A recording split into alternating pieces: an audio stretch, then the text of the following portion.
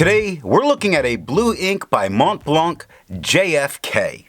Now, as always, there's timestamps down below so you can skip around, but if you've got the time, I'd appreciate you checking out the entire video. It really does help this channel out. If you're interested in blue inks and want to look at some more of them, there's a link to that playlist down in the description. If you're new here, hi, I'm Adam and I'm an ink guy. And if you're not new here, welcome back. To standardize some of the writing samples, I always use Clairfontaine, Tomoe River, and Rhodia paper. Let's take a look at the first one, 90 GSM Clairfontaine.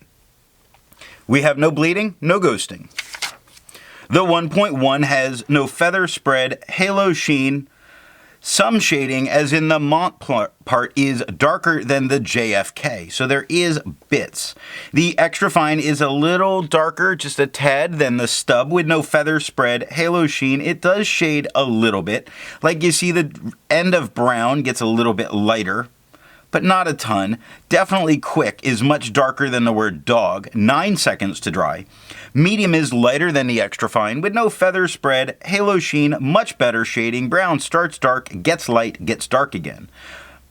Fox starts light, works its way dark, where Jump starts light and works its way dark. 14 seconds to dry.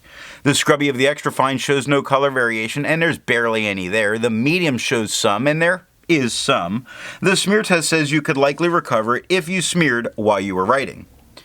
To have a range of experience with this ink, all of the writing samples are done with a Jinhao 159 with a 1.1 stub, a Jinhao X450 with a medium, and a Jinhao X750 with an extra fine. Then a Pelican P200 with a fine nib was inked up, used for a day, and then used to take the notes for this video. The second standard writing paper is 52 GSM Tomoe River. We have no bleeding, no ghosting. The 1.1 has no feather spread, halo. There's a little bit of halo on the JFK. You see it's got little dark lines surrounding all of it. No sheen, some shading. The Montblanc looks a bit darker than the JFK.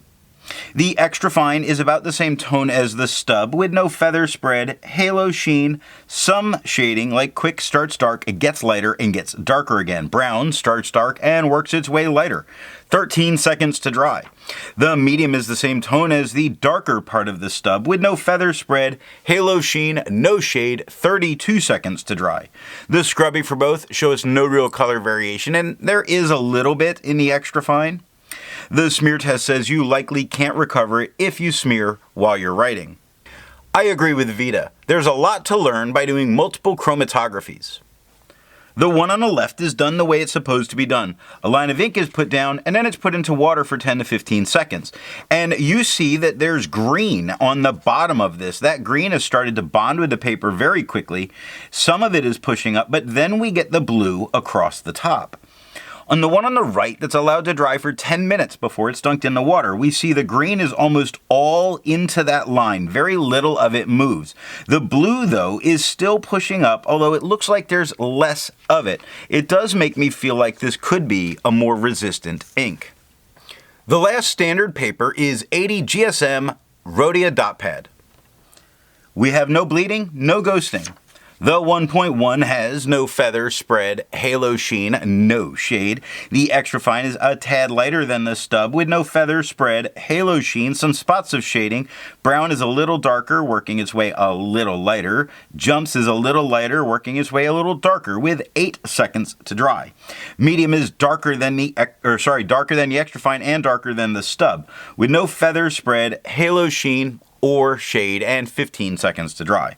The scrubby for both show a tiny bit of color variation, far left to far right.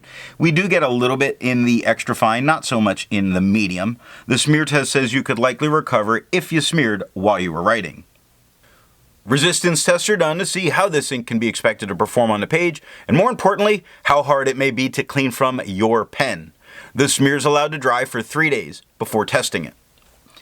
Looking at the highlighter, it's handling itself fairly well. No real blowout. I'd feel safe using it in a note-taking situation. The water is reactivating all of the blue out of the way. It's leaving all of that green still there. The pen flush does everything that water does and a little bit more right where that dot was sitting. You start to see some of the white of the paper coming through. And the 1/3 bleach solution is completely removing it from the paper. Now, it did only take water to get this out of my pen. The paper is changed up on the additional writing samples in order to get an expanded set of influence with not just this ink, but all of them. This next paper is TWSBI notebook paper. No bleeding, no ghosting. The 1.1 has no feather spread, halo sheen, and no shade. The extra fine is a tad bit lighter than the stub.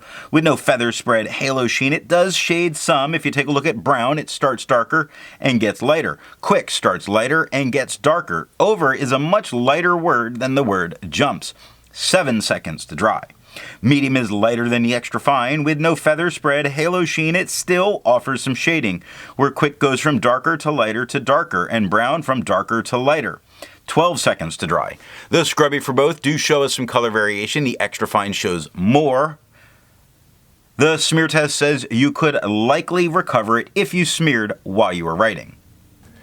For the inks tested, there is an average viscosity of 2.5, with the realm of normal being from 2.1 to 2.9. Montblanc's JFK has a viscosity of 3.41, making this a very dry ink. If you're interested in how the viscosity is tested or how the bell curve's created, there's a link to that video down in the description. The next paper we're going to take a look at is monocoque paper. We have no bleeding, no ghosting. The 1.1 has no feather spread, halo sheen, and no shade. The extra fine is about the same tone as the stub. With no feather spread, halo sheen, it does offer some shading spots. Like brown starts a little darker, gets a little bit darker, or a little bit lighter. Quick, the U is a little bit lighter than the rest of the word. 7 seconds to dry. The medium is a tad lighter than the stub. With no feather spread, halo sheen, it still offers shading. Quick goes from dark to light to dark. Brown from dark to light. 11 seconds to dry. The scrubby for both do show some color variation, far left to far right, and we get it in the writing. The smear test, you could likely recover it if you smeared while you were writing. For the inks tested, the average dry time was 17 seconds, with the realm of normal being from 13 to 21 seconds. Montblanc's JFK has an average dry time of 15 seconds, making it normal. The last writing sample is done on 20-pound copy paper, because people like that one. Do we get bleeding? Sure we do. All over in the medium, though it didn't touch the page underneath. In the extra fine, sure it does. This causes a lot of ghosting. I don't think you could use the back of the paper without messing up your notes for both sides. However, it would work, and it's not getting the paper underneath. The medium has a ton of feathering all over it. It does have spread to about a broad. No halo, no sheen, no shade. I wouldn't use a medium with it looking like that. The extra fine is quite a bit lighter than the medium. It does have tiny feathering all over it, not the type of feathering I could see stopping someone from using it. It does spread to about a fine. It has no feather spread, no feather, no halo, no sheen, no shade. 1 second to dry. The scrubby shows some color variation, but we're not really getting it. The smear test, you could definitely recover it because you can't smear this. Instead of finding inks that look like Montblanc's JFK, I would prefer to find an ink that complements its color on the page.